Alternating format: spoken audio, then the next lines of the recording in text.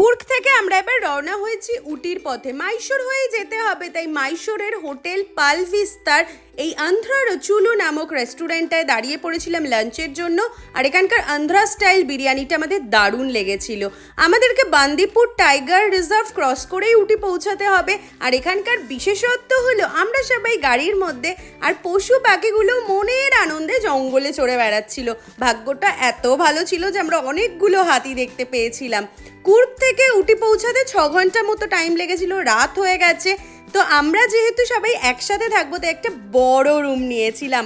আর সকালবেলা রিসর্টের ভিউটা দেখো জাস্ট ফাটাফাটি। আর এটার নাম ছিল বোগানভিলা। তো চলো দেখি বোগানভিলা আমরা ব্রেকফাস্টে কী কী নিয়েছিলাম। ছিল ইডলি, সাম্বার, উপমা, ফিল্টার কফি আর একটা ফ্রুট পাঞ্চ মতো কিছু ছিল। তো আমরা আজকে ব্রেকফাস্ট করে উটির কোথায় কোথায় ঘুরবো সেটা দেখার জন্য নেক্সট পার্ট, টাটা।